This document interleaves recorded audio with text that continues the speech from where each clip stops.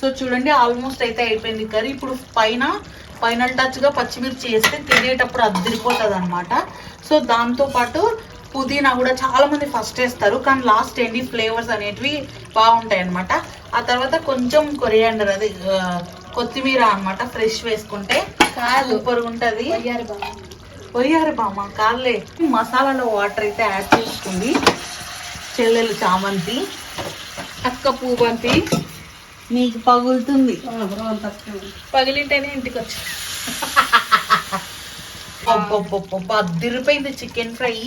ఇంక ఇప్పుడు ఫైనల్ గా కొంచెం గరం మసాలా వేసుకోవాలా. మీకు వద్దు అంటే స్కిప్ చేసేసేయండి రెసిపీని. సో ఇది చికెన్ ఫ్రై కలిపేసాయి. సో ఫైనల్లీ మన చికెన్ ఫ్రై అయితే రెడీ అయిపోయింది. మేము కొంచెం గ్రేవీగా అయితే చేసుకున్నాము.